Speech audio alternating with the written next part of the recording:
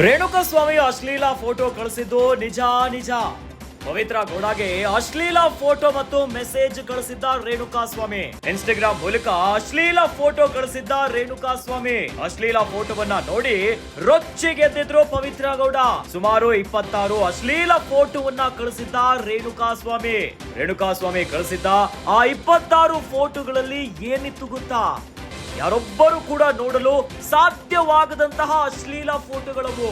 Instagram ಮೂಲಕ ಕೆಟ್ಟ ಕೊಳಕು ಫೋಟೋ ಕಳಿಸಿದ್ದ ರೇಣುಕಾಸ್ವಾಮಿ ತನ್ನ ಮರ್ಮಾಂಗ ಸೇರಿ ಬೇರೆ ಬೇರೆ ಅಶ್ಲೀಲ ಫೋಟೋವನ್ನ ಕಳಿಸಿದ್ದ.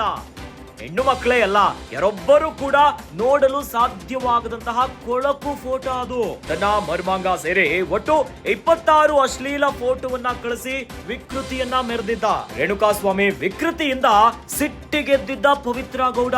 ಅಶ್ಲೀಲ ಫೋಟೋಗಳ ಬಗ್ಗೆ ದರ್ಶನ್ಗೆ ಮಾಹಿತಿಯನ್ನ ನೀಡಿದ್ರು ಪವಿತ್ರ ಗೌಡ.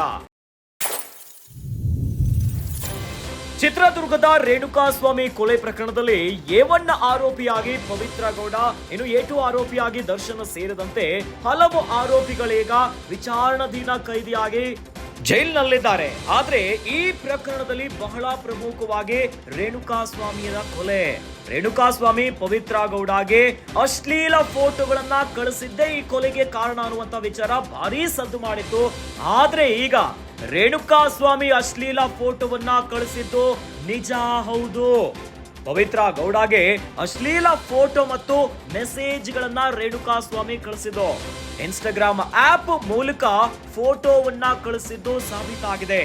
ಅಶ್ಲೀಲ ಈ ಫೋಟೋಗಳನ್ನ ನೋಡಿನೇ ಪವಿತ್ರ ಗೌಡ ರೊಚ್ಚಿಗೆದ್ದಿದ್ದು. ಸುಮಾರು 26 ಅಶ್ಲೀಲ ಫೋಟೋಗಳನ್ನ ಕಳಿಸಿದ್ದ ರೇಣುಕಾಸ್ವಾಮಿ. ಆ 26 ಫೋಟೋಗಳಲ್ಲಿ ಏನಿತ್ತು ಗೊತ್ತಾ? ಯಾರೊಬ್ಬರು ಕೂಡ ನೋಡ್ಲಿಕ್ಕೆ ಸಾಧ್ಯವಾಗದಂತಹ ಅಶ್ಲೀಲ ಫೋಟೋಗಳು. ಇನ್ಸ್ಟಾಗ್ರಾಮ್ ಮೂಲಕ ಕೆಟ್ಟ ಕೊಳಕು ಫೋಟೋಗಳನ್ನ ಕಳಿಸಿದ್ದ ರೇಣುಕಾಸ್ವಾಮಿ ತನ್ನ ಮರ್ಮಾಂಗ ಸೇರಿ ಬೇರೆ ಬೇರೆ ರೀತಿಯಾದಂತಹ ಅಶ್ಲೀಲ ಫೋಟೋಗಳನ್ನ ಕಳಿಸಿದ್ದಾನೆ ಪವಿತ್ರ ಗೌಡಗೆ.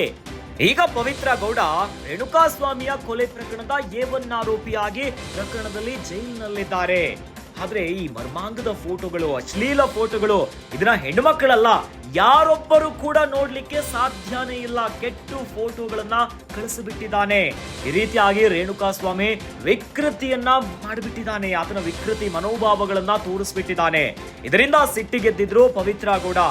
ಅಶ್ಲೀಲ ಫೋಟೋಗಳ ಬಗ್ಗೆ ದರ್ಶನ್ಗೆ ಮಾಹಿತಿಯನ್ನ ನೀಡಿದ್ರು ಪವಿತ್ರ ಗೌಡ. ಈಗ ಚಿತ್ರದುರ್ಗದ ರೇಣುಕಾಸ್ವಾಮಿ ಕೊಲೆ ಪ್ರಕರಣದಲ್ಲಿ A1 ಆರೋಪಿಯಾಗಿ ಪವಿತ್ರ ಗೌಡ ಇದ್ರೆ A2 ಆರೋಪಿಯಾಗಿ ನಟ ದರ್ಶನ್ ಜೈಲಿನಲ್ಲಿದ್ದಾರೆ.